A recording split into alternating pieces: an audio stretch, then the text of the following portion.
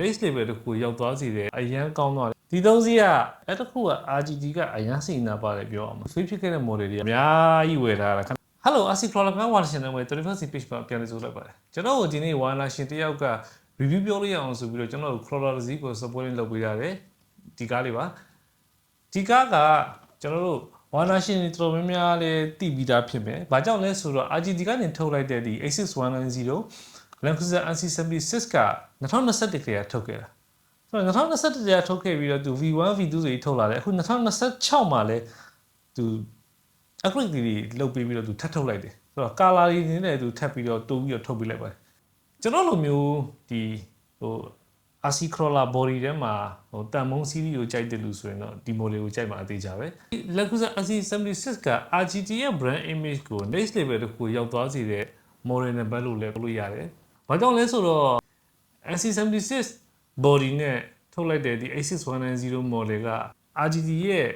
အယောင်အဆုံး project တွေမှာတခုအပါဝင်ဖြစ်သွားတာပေါ့နော်။ကျွန်တော်တို့ Asia ဘက်မှာလည်းပဲမဟုတ်ပဲနဲ့ဒီ Europe ဘက်ချမ်းက Hobbies တွေကြားထဲမှာလည်းတော်တော် popular ဖြစ်ခဲ့တဲ့ model ကျွန်တော်ရဲ့ favorite model တွေမှာလည်းပါတယ်။ RGT ကသူ့ရဲ့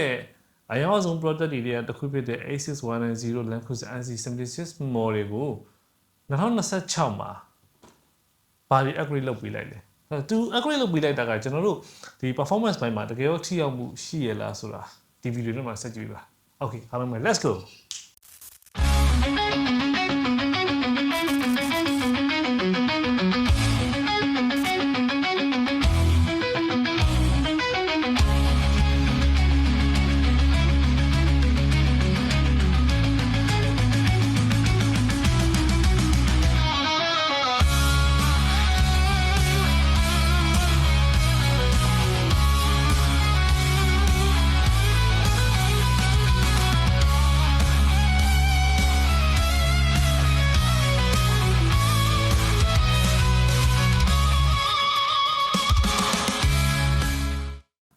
RGT A6190 model Land Cruiser NC76 body ပါဒီ body က Toyota ရဲ့ official license product မဟုတ်ပေမဲ့ဒီ detail တော်တော်များများကိုသူလုပ်ထားပြီးတယ်အဲ့တခုက RGT ကအရန်စိန်နာပါတယ်ပြောအောင်တချို့တွေ official license body ဖြစ်သွားပြီးမှ detail မကြတဲ့ body တွေလည်းရှိတယ်ကွာဒါပေမဲ့ RGT ကကျတော့သူ့ရဲ့ဒီအယောင်အဆုံး model တခုဖြစ်တဲ့ Land Cruiser NC76 ကိုသူ detail ကတော်တော်များများသူထည့်ထားပြီးတယ်ဒါကြောင့်လည်း market ထဲမှာသူ့ကိုလူတော်တော်များများကြိုက်ခဲ့တာပေးရတဲ့ဈေးနဲ့ပြင်ရတဲ့ performance တွေသုံးတော့ပြတဲ့ quality တွေတော်တော်မိုက်တယ် RGT ကဒီ model တခုမှာဘာကြောင့်လဲဆိုတော့ RGT မှာလည်းသူ face ဖြစ်ခဲ့တဲ့ model တွေကရှိနေတယ်အဲ့ဒါကကျွန်တော်တို့ brand တိုင်းမှာရှိတယ်သူတို့ face ဖြစ်သွားတဲ့ model တွေရှိတယ် Okay ဒီကောင်ကဒီမှာကျွန်တော်ဒီ bonnet ကဒီလိုမျိုးဖွင့်လို့ရမယ် Okay တော်တော်လေးဒါ bonnet ဖွင့်လို့ရမယ်ဒီမှာဆိုရင်တော့သူရဲ့ engine bay ကိုမြင်ရမယ် Okay body mount တွေကိုကျွန်တော်တို့ဒီအောက်မှာ cliplet ပုံစံမျိုးမှာဒီအောက်မှာသူတို့ပင်လေးနဲ့ထိုးထားတယ်ဒါကလည်းဒီပင်လေးတွေမပြောက်အောင်လို့သူကဒီမှာကျွန်တော်ဒီ rubber ကွင်းလေးနဲ့တစ်ခါလေးချိန်ထားပြီးတယ်အဲ့ဒါခုကတော်တော်မိုက်တယ်ဘာကြောင့်လဲဆိုတော့တော်တော်များများကျွန်တော်တို့ဒီပင်ထိုးတဲ့ model တွေကအဲ့ပင်တွေခဏခဏကြပြောက်တာများတယ်ကျွန်တော်ဆိုလည်းအဲ့လိုပဲအပင်တွေကိုအများကြီးဝယ်ထားတာခဏခဏပြောက်လို့ဒါပေမဲ့ RGT ကဒီ model မှာသူလုပ်ပေးတာတော်တော်မိုက်တယ်နော်ဒီ bodyအရင်ကြိုက်တဲ့ကျွန်တော်အရင်ကြိုက်တဲ့ body လေဟုတ်တယ်ကွာဒီကောင်မှာက color အပြင်ကျွန်တော်တို့ဒီနောက်ဆုံး26မှာထုတ်လိုက်တဲ့ model သုံးပြောရမယ်ဒီ net ပြရောင်ရယ်ပြီးခဲ့တဲ့အရင် model အရင် V2 မှာပါသွားတဲ့ခဲရောင်เนาะခဲရောင်ပါမယ်ပြီးအနက်ရောင်ပါမယ် Okay ဒါက RGT ရဲ့ A6190 model 2026မှာ minor changes တွေလုပ်ပြီးထုတ်လိုက်တဲ့ chassis ပါဆိုတော့ဒါကအရင် version နဲ့သူအရင်အပြောင်းလဲမလုပ်ထားဘူးဒီ inner fender တွေပါအကုန်တွဲရအတူတူပဲဒီ shock absorber တွေအကုန်တူတူပဲဒီမှာသူ upgrade လုပ်ပေးလိုက်တယ်ဒီ ESC ကိုသူ upgrade လုပ်ပေးလိုက်တယ် motor ကတော့ 20T ဆိုတော့အရင် version မှာသုံးပေးလိုက်တဲ့ model ပဲဆိုတော့2 cell ကနေ4 cell ထိ support ဖြစ်သွားတယ်ပြီးတော့ ampere က80 ampere ဆိုတော့ ESC ကိုသူ upgrade လုပ်ပေးလိုက်ပါပြီဒီထဲမှာသူသုံးလာပြီးတဲ့ဒီ shifter servo တွေအဲ့ဒီဟာတွေကတော့အရင် V2 ကအတိုင်းပဲပေါ့နော်အဲ့ဒီရဲ့ shifter servo လေးတွေမပြောင်းတာဘူးဆိုတော့သူရဲ့ link setup အပိုင်းကကျွန်တော်အနောက်မှာ volume setup ကိုတွားပြီးတော့အရှိမ training တဟန်လေးနေထည့်ထားပြီးတယ် drive shaft ကိုတော့သူကကျွန်တော်ဒီ nylon plastic drive shaft ပဲသုံးတာပဲလေဒီနော် steering servo ကိုကျွန်တော် chassis မှာပဲမောင်းလုပ်ထားတယ် differential lock and lock ရသွားမယ်နော်ပြီးရင်ကျွန်တော်တို့ low speed high speed ပါမယ်ဒီလိုမျိုးပါဒီကောင်က low speed high speed servo ဒီဘက်မှာက front differential lock and lock servo ဒီကောင်က rear differential lock and lock servo minor change လုပ်ရတဲ့နောက်တစ်ခုက rims နဲ့ tire ပါ rims ကိုတော့သူ design အသစ်လေးသူလုပ်ပြလိုက်တယ် plastic rims ပဲ tire ကတော့ဟိုဒါကကျွန်တော်တို့ဒီ A6020 ပေါ့နော် Language RC71 လို့ပြောရင်ဝါနာရှင်တော်များသိလိမ့်မယ်အဲ့ဒီရဲ့ tire ကိုသူကဒီ 76 ပါပြန်ထည့်ပြလိုက်တာ tire size လေးအနေငယ်သေးပြလိုက်တယ်ကျွန်တော်တို့ဒီ 76 model ကပြီးခဲ့တဲ့နှစ်လောက်ထိသူ RTR လာတဲ့အချိန်မှာ tire အကြီးနဲ့လာတာအဲ့ tire အကြီးရဘယ်ချိန်မှာပြဿနာဖြစ်လဲဆိုတော့ကျွန်တော်တို့ဒီဟို trade သွားတဲ့အချိန်ဖြစ်ဟို rock crawling လုပ်တဲ့အချိန်ဖြစ် articulation စပြီးလုပ်တာနဲ့ tire ကြီးအရင်ကြီးနေတာနဲ့သူကသူတို့တက်ပြီဆိုတော့ကျွန်တော်အပေါ်မှာ fan နဲ့တိုက်ပါတယ်ဆိုတော့သူကဒီမှာ tire size လေးအနေနဲ့တေးပြီးလိုက်တာကပိုမိုက်တယ်အဲ့ဒီဟာက performance ပိုင်းမှာတိတိကျကျတက်သွားလိမ့်မယ်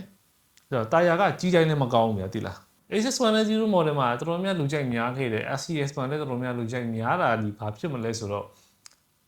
flat mounted motor ပါ motor ကို chassis ရဲ့အရှိဆုံးမှာမောင်းထားဖြစ်တဲ့အတွက် weight distribution အပိုင်းမှာအရန်ကောင်းသွားတယ်နော် battery ကိုသူကဒီ middle နားလောက်မှာသူထိုင်ထားတယ် motor ကိုအရှိမှထိုင်ထားတာ engine bay detail တွေသူအနေနဲ့လောက်ထားပြီးဆိုတော့တော်တော်မိုက်ပါတယ်ဒါကသူအခု2026မှာထပ်ထည့်ပေးလိုက်တဲ့ transmitter ပေါ့နော်ဒါကဒီ2026မှာတော်တော်များများ China လာတဲ့ RTR တော်တော်များများက Dambu RC ရဟာဝယ်တစ်စိတ်မျိုးစုံကပ်ပြီးတော့လာတာဒီ transmitter တွေပဲမြင်ရနိုင်မယ်ဒါတွေပဲနောက်ပိုင်းအသုံးများလာတယ်ဒီနက်ပြရောင်ကကျွန်တော်အယောင်ကကျွန်တော်နက်ပြဆိုတာကျွန်တော်မကြိုက်တဲ့ color ထဲမှာတော့ပါတယ်ဗျာဒါပေမဲ့တော်တော်မိုက်တယ်အပြင်မှာကြည့်လိုက်တဲ့အချိန်မှာဒီနက်ပြရောင်ကတော်တော်ကြီးကိုမိုက်တယ်ကျွန်တော်မကြိုက်တဲ့လူအောင်ကြိုက်တယ်ဗျာဟိုအမဲတို့ခဲတို့ကမြင်နေကြဆိုတော့ယိုးနေဒီနက်ပြလေးကတော်တော်မိုက်တယ်ပြဿနာတစ်ခုရှိတာအဲ့ပြန်တက်တဲ့အချိန်ကျရင်လေကျွန်တော်တို့ဒီဘေးက Fana Gag နဲ့ဘူးပါလာတဲ့ Fana နဲ့ကျွန်တော်ဒီအရန်နဲ့ညှိတာဒီနေရာလေးအဲ့နေရာလေးကစိတ်ရှည်လက်ရှည်လေးတက်ထည့်ပေးရတယ်spare wheel တွေလည်းဒီနောက်မှာတစ်ခါလဲမောင်းလုပ်ပေးပြီးတာလိုက်ပါကတော့ဒီကောင်ကဒီမှာလိုက်ပါလို့သူအတူပဲထည့်ပေးလိုက်တယ်နော်လိုက်ပါက option အနေနဲ့ပဲထည့်ပေးလိုက်တယ်ဆိုတော့ဒီမှာကိုယ်တိုင်ကိုယ့်အကိုပြန်ဝယ်ပြီးတော့တက်မှာပါအရန်ဆင်လို့ကောင်းတဲ့ model တစ်ခုတည်းမှာပါတယ် touch panel မှာဒီကျွန်တော်2 cell နဲ့ပဲမှာဘာကြောင့်လဲဆိုတော့ကျွန်တော်ရဲ့3 cell တွေအကုန်လုံးက HD60 connector ဖြစ်နေတဲ့ battery ကလေနောက်ပြီးနောက်တစ်ခုကတော့ဒီမှာ lighting connector ကိုသူဒီမှာ magnet နဲ့ဒါကတော့အရင် version တွေမှာလည်းဒီလိုပဲသွားတော့ပါဆိုတော့အဲ့ဒီဟာကတော့မပြောင်းတာဘူးအရင်အတိုင်းပဲဒီမှာဒီ lighting preset တွေကဘာတွေပါမလဲအဲ့ဒါချက်ကြည့်မယ် okay ဒါ on ဒါ flash ပါမယ် off ရ strobe light အဲ့ဒါပါမယ် okay signal ဒါ lighting on off လေးလုပ်လို့ရတယ်တော်တော်မိုက်ပါလေဒါကတော့နောက်ကထိလိုက်ကတော့ဟိုလိုမျိုးတော့ရှော့ on နေတယ်ပိတ်လို့ဖွင့်လို့မရဘူးသူကပြီး reverse light ပါမယ်နော်ပြီး ESC setup ကလောလောဆယ်သူစက်ရုံကလာကြတဲ့ default လာပြီး forward brake reverse ဒါ forward brake reverse နဲ့လာတယ် forward brake reverse လာတဲ့အကောင်တွေက drop brake ကိုအပြည့်သုံးလို့မရဘူးဒါ ESC ကျွန်တော်တို့ဒီ DIB switch လေးနဲ့ဒီမှာပြန်ချင်ရမယ်အဲ့ဒီကောင်က forward နဲ့ reverse only သုံးမှ drop brake ကလုံးဝကိုအပြည့်ဝသုံးလို့ရတာ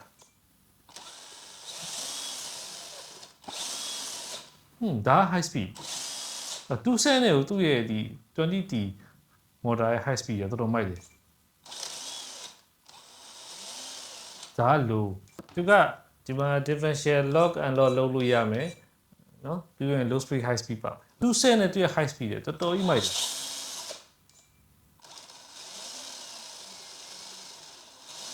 ဒါ low speed 2016မှာ minor upgrade လုပ်ပြီးလိုက်တဲ့ ESC ကဒီ throttle low speed ဘိုင်းမှာလည်းတော်တော်မိုက်တယ်ဒါဆိုရင် low speed မှာသူရဲ့ slow throttle ကတော်တော်ညိမ့်ပါတယ်နော်သူ upgrade လုပ်ပြီးလိုက်တဲ့ ESC ဒီ performance ဘိုင်းမှာ effect တော်တော်ရှိတယ် tire size ပြောင်းလိုက်တာက A6020 ကဟာထည့်ပေးလိုက်တာတော်တော်မိုက်တယ်ဒီကောက်မှာလေဘာကြောင့်လဲဆိုတော့ tire အရန်ကြီးရင်ဒီ body နဲ့အရန်တိုက်တယ်ဗျာမောင်းမှုလေးတွေသိလိမ့်မယ်နော်ဒီသုံးစီးကပြောမစင် ဒါက2026မှာ minor changes လုပ်ပြီးထုတ်လိုက်တဲ့ A6110 latest model ဒါကလည်း A6110 RGT ပဲเนาะ RGT ကိုမှကျွန်တော် V2 ဒါကသူတို့က V3 လို့ပဲပြောရမှာပဲဒါကတော့71เนาะ71လဲကျွန်တော်တို့စီမှာအခုဆိုရင်တော်တော်များများမောင်းနေကြတယ်76လည်းရှိပါတယ်မမောင်းနေလို့လေတမိုးစီးလေးတွေကကြိုက်တယ်ဆိုရင်ခင်ဗျားကဒီ71ရယ်76ရယ်ပြီး coming setup နဲ့79တမျိုးရှိမယ်အဲ့ဒီခါလေးဒီအဲ့သုံးမျိုးတွေကရွေးချယ်လို့ရပါတယ်โอเคကိုကပမောင်းချင်တယ်ဆိုရင်တော့71နဲ့76ရွေးချယ်လို့ရပါတယ် RGT ရဲ့ length 70 series လေးကိုကျွန်တော် line လုပ်ပြလာကျွန်တော်မှာကတော့79မရှိတဲ့အတွက်လောလောဆယ်ရှိတဲ့ဟာလေးကိုကျွန်တော်ပြလာပါโอเคအားလုံးပဲ next video မှာပြောပြမယ်အားလုံးပဲ see you guys